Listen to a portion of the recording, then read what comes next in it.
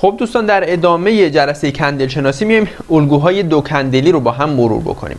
خب دو کندل یعنی ما دو تا کندل باید ببینیم که بگیم فلان الگو هست و ازش سیگنال بگیریم. خب الگوی اولی الگوی پیرسینگ بهش میگن یا الگوی نفوذ. یعنی چی بچه‌ها؟ یعنی ما یک الگوی نزولی ما داریم، قیمت ببینید فلش رو نگاه کن، قیمت از اینجا داره میاد به سمت پایین، کندل ها قرمز قرمز قرمز میاد اینجا. بعد یهو یک کندلی میاد که از وسط کندل قرمز قبلی عبور میکنه، اینو بهش میگن نفوذ کرده، رفته تو دل کندل قرمز قبلیش. خب یعنی خریدارها تو این محدوده دارن قدرت میگیرن و این نشونه برگشت بازار و صعودی شدن بازاره. خب اینو بهش میگن پیرسینگ یا بهش میگن نفوذ.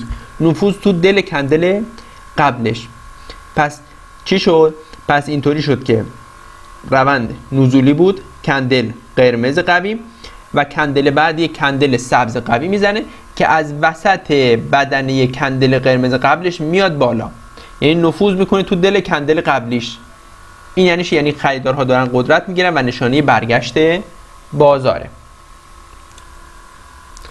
خب اینم یکی دیگه. این حالا در حالت صعودی دیگه، یعنی روند ما قبلش صعودی بوده، از پایین به سمت بالا حرکت کرده، درسته؟ از پایین به سمت بالا. یک کندل سبز ما اینجا داشتیم، بعد یک کندل قرمزی میاد که از وسط بدنه کندل سبز قبلش میاد پایین، یعنی کندل قرمز نفوذ کرده تو دل کندل قبلیه. یعنی چی؟ یعنی فروشنده قوی تر شده، میخواد افت بکنه قیمت.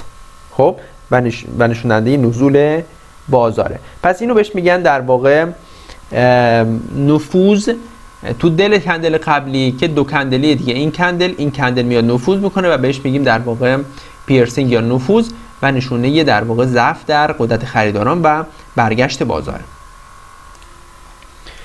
خب الگوی دو کندلی دیگه بهش میگن اینگولفینگ. اینگولفینگ یعنی چی؟ یعنی الگوی پوششی. دو تا کندل دومی میاد کندل اولیه رو پوشش میده کامل. خب اولا که بدنه برای ما مهمه، کاری با سایه ها ما اینجا نداریم. خب روند نزولی بوده، یک کندل اینجا ما داریم، کندل سبزی میاد که کل بدنه کندل قبلی رو داره میخوره. خب یعنی قشنگ پوششش میده، کلش رو در بر گرفته و حتی ازش بزرگتره. پس ببینید حتما باید کندل دوم کل بدنه کندل اولی رو در بر بگیره.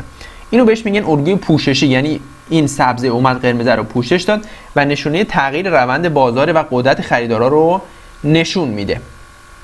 حالا اینو ما توی حالت صعودی هم داریم دیگه، یعنی در حالت صعودی هم باشه، حالا روی چارت بهتون نشون میدم، اینطور اینگولفینگ هایی پیش میاد، اینطور الگوهای پوششی پیش میاد براتون که روند صعودیه، کندل ها سبز میره بالا، بعد یک کندل قرمز میاد کندل قبلش رو پوشش میده، بدنش رو کامل میخوره.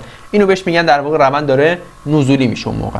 حالا روی چارت بریم این الگوهای دو کندلی رو بهتون نشون میدم. بچه این الگوی سه کندلی هم بهتون بگم، میگن الگوی سه سرباز سفید، سه سرباز سبز. خب یعنی سه کندل اینطوری پشت سر هم که تشکیل بشه که هی بالاتر از هی دومیه بالاتر از اولی، سومیه بالاتر از دومی، هی میره بالا، سه کندل سبز تشکیل میشه، یک روند صعودی قوی دارن شکل میگیرن. خب البته این زیاد به کارتون نمیاد، فقط گفتم به گوشتون بخوره بشناسید اینو، وگرنه وقتی که شما سه کندل شکل گرفت یهو 20% از بازار جا موندی، زیاد کاربردی نیست، ولی گفتم فقط بلدش باشین.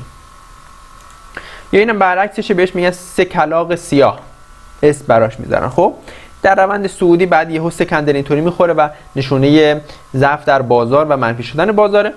باز هم زیاد کاربردی نیست، ولی خب فقط شکلش رو بلد باشید. خب بچه‌ها میریم روی سایت که این در واقع بحث دو کندلی ها رو هم بهتون بگم.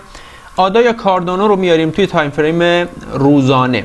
همونطور که میبینید، ببینید در همین محدوده نگاه بکنید، یک کندل اینجا شکل گرفته که شما میتونید به دو صورت اینو تفسیر بکنید. یا میگید آقا این دوجیه، این تاییدش کرده و روند نزولی، یا میگی نه این یک کندل، این چیکارش کرده، این گولفینگ پوششش داده. خب کندل دومی کندل قرمزیه که قبلیش رو پوشش داده و یعنی روند نزولی شکل گرفته، تموم شد. یا اینجا نگاه بکنید، این کندل قرمز روند نزولی بوده، کندل قرمز اینجا کندل قرمز بوده، کندل بعدی سبز قدرتمندی زده که کندل قبلیش رو خورده، بلعیده، پوشش داده و نشونه در واقع رشد بازاره.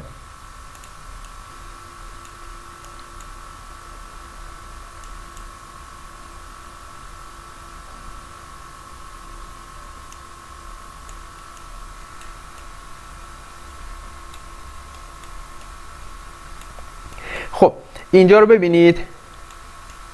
حالا اینجا دوستان ببینید فعلا میتونیم بگیم حالا رشد بازار رو میگید نیستش آقا، درسته؟ ولی توی محدوده $1.90 تا $2 شما آدا رو اینجا داشته باشید، ببینیم آدا چه اتفاقی براش میفته. خوبه؟ یعنی الان درسته که رفت بالا اومد و داره درجا میزنه توی این رنج قیمتی. خب مطمئن باشید اینجا یک روند صعودی رو خواهیم داشت. مورد بعد ببینید اینجا، باز اینجا داریم اینو میبینیم، این الگو رو، باز الگوی این گلفینگ یا پوششی اینجا اومده و اینو سبزه قبلیه رو کامل در بر گرفته و روند صعودی شده. باز میریم پایین تر، اینجا باز الگوی این گلفینگ بوده. کجا بود اون خطکش من؟ خب اینه، اینجا من چرا اینطوری کشیدم. اینجا ببینید باز الگوی پوششی بوده و روند ما صعودی شده. آها یه نکته بهتون بگم، ببینید ممکنه اینو ببینن بچه ها، اینجا میبینید بگن آقا این الگوی چکش این وسط چی کار میکنه. نکته بسیار مهم، شما باید این الگوها رو، الگوی دو کندلی، تک کندلی، سه کندلی، خب دوجی، همر، اینها رو باید روی حمایت و مقاومت ها شکار بکنید. اینا توی میانی روند رخ بدن اصلا سیگنالی برای ما نیست و اصلا بهشون توجه نمی کنیم. آقا این وسط در واقع روند قرار داره، اصلا ما اینجا نه حمایتی داریم نه مقاومتی. یک کندل اینطوری شکل میگیره شبیه همره، هیچ گونه سیگنال و نشونه‌ای برای ما نیست، اصلا نیاز نیست بهش دقت بکنید. ولی میایید در واقع جلوتر اینجا میبینید آقا یه حمایت داریم، درسته؟ ببینید اینجا دقت بکنید،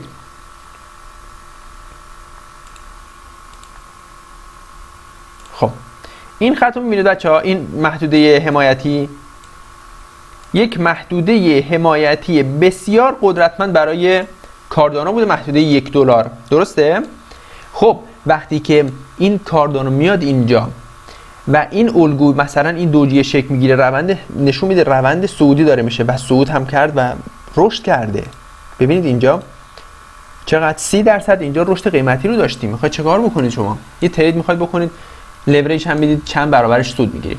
یا اینجا نگاه بکنید، اینجا این گلفینگ شکل گرفته، درسته؟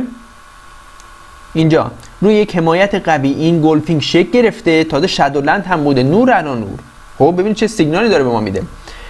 اینجا این گلفینگ بوده و در واقع روی حمایت، پس میگیم این الگو تایید شده و به سمت بالا حرکت کرده و رشد خوبی رو کرده. ولی اینجا وسط کار یه کندلی مثلا شما بگید این دوجیه یا این مثلا همر هست، اینها ملاک ما نیست و بهشون توجهی نداریم.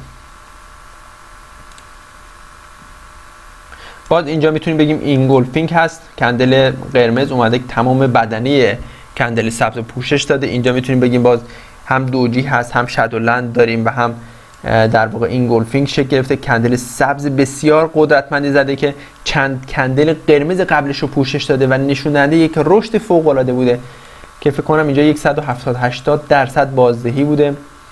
بذارید من اینو پاک کنم و قشنگ بهتون نشون بدم. بله ببینید چنین کندل قدرتمندی که میاد چند کندل قرمز پشتش رو پوشش میده. این گلفینگ بسیار قدرتمندیه و 120% اینجا رشد قیمتی رو توی کاردانو داشتیم.